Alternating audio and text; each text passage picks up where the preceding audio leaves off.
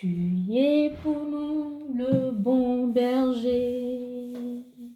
En toi nous pouvons toujours espérer la lumière que nos cœurs contemplent. Le bon berger qui marche devant son peuple. Quand tu es là, tu maîtrises les flots de la mer et la barque ne peut chavirer. Tu es pour nous le guide parfait. Dans tes voies nous vivons de tes bienfaits. Sur tes brebis tu tends la main. Tu nous conduis promptement sur ton chemin. Repos si doux quand tu nous portes dans ton sein et ton amour divin nous soutient. De savoir devant nous rassure la gloire qui couvre nos parcours, le soleil qui éclaire notre chemin et qui assure nos lendemains, pas à pas la main dans ta main. L'heureux voyage des pèlerins, ensemble avec tes rachetés, cheminons vers ta cité. De savoir devant nous rassure la gloire qui couvre nos parcours, le soleil qui éclaire notre chemin et qui assure nos lendemains, pas à pas la main dans ta main. L'heureux voyage des pèlerins, ensemble avec tes rachetés, cheminons vers ta cité. Psaume 23, verset 1. L'Éternel est mon berger, je ne manquerai de rien. Bien-aimés dans le Seigneur, peuple de Dieu, l'Éternel est notre berger, nous ne manquerons de rien. Nous certifions, nous déclarons ce matin qu'il est le berger de nos maisons, il est le berger qui nous conduit sur le chemin de la justice, il est le berger qui nous dirige vers les eaux paisibles, il est le berger qui nous a donné sa guérison à travers son Fils Jésus-Christ. Il est le berger dans tous les domaines de notre vie, dans le nom précieux de Jésus-Christ de Nazareth. Amen. Bien-aimés dans le Seigneur, peuple de Dieu, Dieu est notre berger et nous faisons tous le constat dans cette vie que la vie elle-même est un véritable combat, comme nous avons l'habitude de le dire. La vie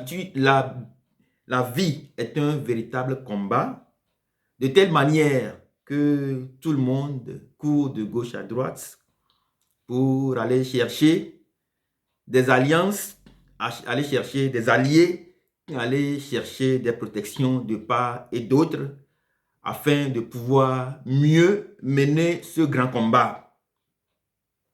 La vie est un combat, comme nous avons tous l'habitude de le dire, pas seulement un combat au niveau des finances, non, pas seulement un combat au niveau des biens matériels que nous pouvons avoir dans ce monde, non.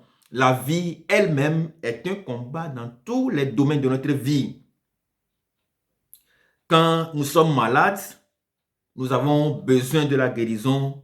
En ce moment même, la vie est un véritable combat. Quand nous avons installé notre commerce et que ça ne marche pas comme nous l'avons souhaité, en ce moment même, la vie est un véritable combat. Quand nous avons des enfants qui ne veulent pas nous écouter, des enfants qui ne veulent pas se soumettre aux normes de la famille, en ce moment même, la vie est un véritable combat. Nous pouvons citer quelques-uns des exemples dans la parole de Dieu. Nous avons le cas de Anna, la mère de Samuel, qui a cherché pendant longtemps à avoir des enfants et qui s'est résolument donnée à Dieu. Elle était retournée au temple tout en pleurs et elle dit, et à la fin même de sa prière, elle a dit au prêtre Élie que c'est son âme, elle répandait. Le prêtre Élie a observé pendant longtemps Anna devant Dieu et il s'est dit que non, ce n'est pas un simple combat. Ce n'est pas un combat, non. C'est plutôt, pour lui, le prêtre Élie, c'est plutôt quelqu'un qui s'est saoulé la gueule. Quelqu'un qui a bu, quelqu'un qui ne sait plus ce qu'elle fait devant Dieu. Et le prêtre Élie est allé même dire à Anna que non, qu'elle a bu, alors qu'elle était dans un véritable combat. Bien-aimés dans le Seigneur, peuple de Dieu, nous prenons le cas du peuple d'Israël comme deuxième exemple devant Goliath qui faisait trembler tout ce peuple d'Israël dont le roi était Saül. C'était un véritable combat. Et nous voyons comment un petit David de moins de 18 ans pouvait donc se tenir sur le champ de bataille et dire qu'il a la solution au problème dont souffrait Israël. Bienvenue dans le Seigneur, peuple de Dieu. Nous prenons un troisième exemple de combat pour dire que effectivement la vie est un véritable combat. Nous prenons le cas de Abraham. À 99 ans, Abraham n'avait pas encore d'enfant. Et c'était donc son combat. Abraham, avec tous les biens de ce monde, Abraham était tellement riche, très riche. Il cherchait un seul enfant, mais il n'en trouvait pas jusqu'à 99 ans. Pour dire finalement, après ces exemples, que la vie elle-même est un véritable combat dans tous les domaines. Mais face à ce véritable combat que nous propose la vie, qu'est-ce que nous avons l'habitude de faire? La parole de Dieu déclare dans le psaume 20 que d'autres comptent sur leurs chars, d'autres encore sur leurs chevaux. C'est ce que nous avons la plupart du temps l'habitude de faire, de compter sur nos chevaux, compter sur nos chars. Nous avons l'habitude de faire des alliances de gauche à droite avec des chevaux, des chars, des grandes personnalités, des personnalités influentes pour pouvoir mener à bien nos combats. Mais qu'est-ce que nous apprenons de David? Il dit, mais nous comptons sur l'Éternel des armées, celui qui ne trahit jamais. Bien-aimés dans le Seigneur, peuple de Dieu, sur qui comptons-nous dans notre vie pour mener à bien ce combat?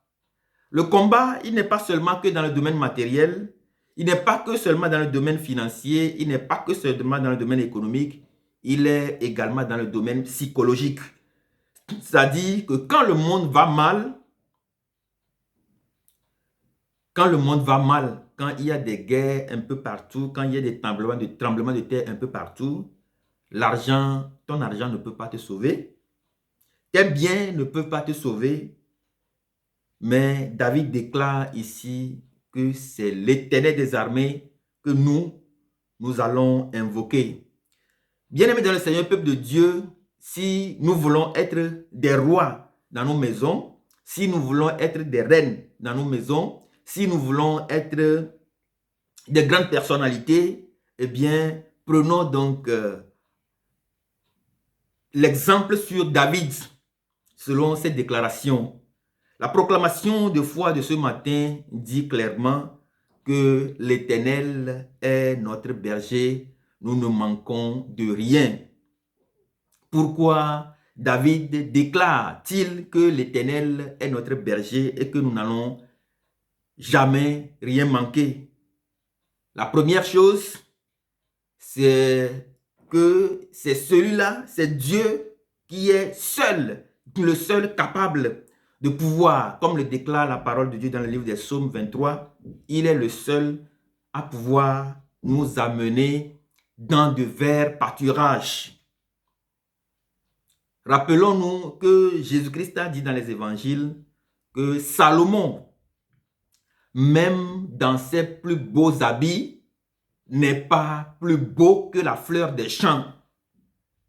C'est Dieu qui a créé la fleur des champs et tout ce que les hommes ont réussi à créer dans ce monde ne pourra jamais être équivalent à ce que Dieu lui-même aurait créé. Et donc, David déclare ici que c'est Dieu qui nous amène dans de verts pâturages, c'est lui qui nous conduit vers les eaux paisibles. Il est notre berger, parce qu'il est capable de nous amener dans de verts pâturages. 2, parce qu'il est capable de nous conduire vers des eaux paisibles. 3, parce qu'il est capable de nous conduire sur le chemin de la justice. 4, il est notre berger parce que quand nous marchons dans la vallée de l'ombre et de la mort, il nous accompagne. Nous n'avons rien à craindre parce qu'il nous accompagne. Il est avec nous quotidiennement. Quand les vents et des marées se présentent à nous, nous les affrontons sans avoir peur. Et l'arme la plus solide que le Dieu, notre berger, nous aurait donnée, qui nous permet d'affronter donc les situations les plus difficiles, dramatiques, problématiques dans notre vie, c'est donc la paix intérieure. C'est la paix intérieure. C'est avec cela que nous sommes capables d'affronter les moments les plus difficiles. On peut bien avoir les biens matériels de ce monde, mais quand on est malade, on a terriblement peur. Et on n'a pas d'assurance qu'on sera totalement guéri, qu'on sera guéri.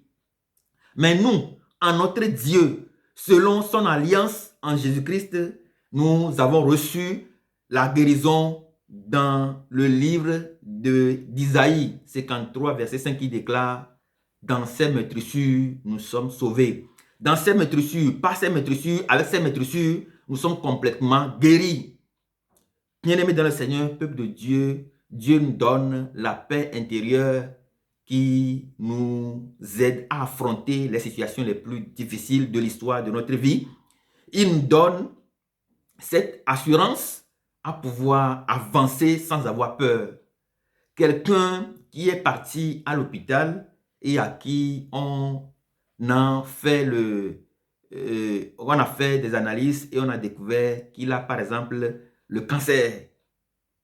Il peut être immensément riche, mais si l'Éternel n'est pas son berger, peut-être quelques jours plus tard, il va succomber parce qu'il n'a pas cette paix intérieure, cette capacité intérieure qui vient de Dieu seul, qui puisse lui donner l'assurance que les jours qui seront devant lui, les jours qui sont devant lui peuvent être plus meilleurs.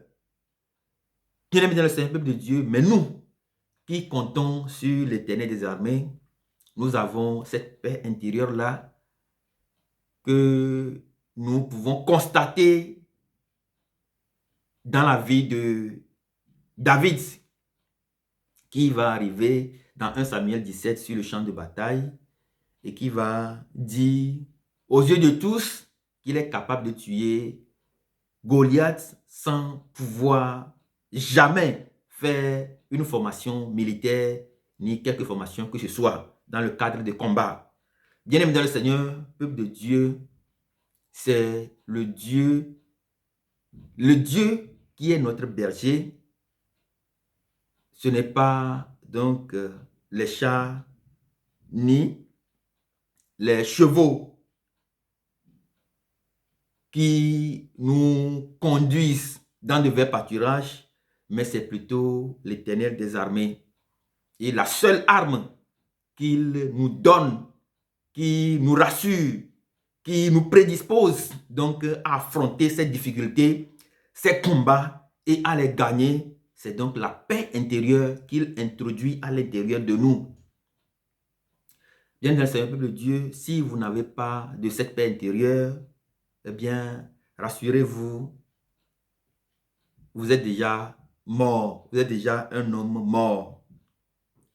C'est pour cela que dans la déclaration de foi que nous venons de lire ce matin, dans le psaume 23, il est écrit que son bâton et sa houlette nous rassurent quotidiennement. Il est écrit que la grâce et le bonheur nous accompagnent quotidiennement. Il est écrit que c'est lui seul, l'Éternel des armées, qui est capable de dresser devant nous une table. Devant nos ennemis, le Seigneur va dresser une table. Comment dans un combat, comment dans un véritable combat, comment dans des affrontements, comment dans des grandes tempêtes de la vie, nos chars et nos chevaux peuvent-ils dresser devant nous une table? Personne ne peut faire ça si ce n'est l'Éternel des armées. Dans nos combats, il vient, il dresse une table devant nous. Et au lieu de nous donner les armes pour que nous puissions aller combattre facile, pour que nous puissions aller combattre de toutes nos forces, il verse une coupe d'huile sur nos têtes et remplit-nous d'abondance. Et la Bible dit que notre coupe est remplie. Lorsque notre coupe est remplie, ça veut dire que nous avons cette onction, cette huile de joie qui remplit notre vie. Et donc, c'est avec cette huile de joie, avec cette paix intérieure-là qui nous assure notre sécurité.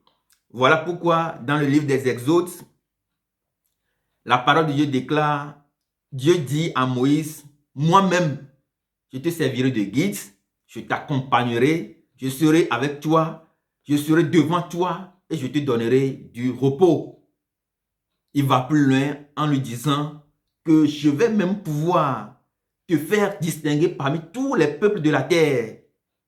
Et dans un troisième temps, Dieu déclare à Moïse, je ferai tout ce que tu me demandes. Je fais grâce à qui moi je fais grâce et je fais miséricorde à qui je fais miséricorde. Bien-aimés dans le Seigneur, peuple de Dieu, seul notre Dieu est capable de nous parler face à face. Seul notre Dieu est capable de nous parler à l'intérieur de nous. Seul notre Dieu est capable de nous rassurer devant les épreuves, devant les tempêtes de la vie. Seul notre Dieu est capable de marcher avec nous et nous donner du repos. De marcher avec nous et devant nos ennemis, dresser une table, verser une coupe d'huile sur notre tête, nous remplir de joie pour que nous puissions affronter l'ennemi sans aucune crainte. Sur qui comptons-nous, bien-aimés dans le Seigneur, peuple de Dieu, quand les choses ne vont pas bien? Sur qui comptons-nous quand notre mariage est en danger? Sur qui comptons-nous quand notre vie familiale est en danger? Sur qui comptons-nous quand nos pays sont en danger? Sur qui nous comptons-nous quand nos continents sont en danger? Sur qui comptons-nous quand nos enfants sont en danger, quand nous-mêmes nous sommes en danger, quand nos activités professionnelles sont en danger, quand nos parcours sont en véritable danger? Sur qui comptons-nous? Est-ce que l'Éternel demeure toujours notre berger? Demeure-t-il notre berger pour l'éternité? Ou bien c'est quand on en parle que je suis capable de dire que l'Éternel est mon berger, je ne peux pas le déclarer de ma propre bouche. Bien, dans le Seigneur, peuple de Dieu, Nous pouvons prier quotidiennement avec cette parole de Dieu pour dire que l'Éternel reste notre berger. Nous pouvons prier quotidiennement pour dire que c'est lui seul qui nous fait reposer dans le vert pâturage. C'est lui seul qui nous dirige dans les sentiers de la justice à cause de son nom. Et à chaque fois que nous nous réveillons et que nous nous sentons en danger, revenons dans la parole de Dieu. Faisons cette déclaration que l'Éternel seul est notre berger. Nous n'allons pas bouger, mais devant les tempêtes de la vie, il est capable de dresser une table devant nous. Il est capable de rester avec nous, de verser cette corne d'huile sur notre tête, de nous remplir de joie dans les épreuves de notre vie. Bien-aimés dans le Seigneur, peuple de Dieu, Dieu soit notre seul berger. Dieu nous conduit pour nous donner du repos. Dieu nous conduit et nous fait distinguer parmi tous les peuples de la terre. Dieu nous conduit et nous fait grâce, nous fait miséricorde, nous fait bonté dans le nom précieux de Jésus. Bon dimanche à vous.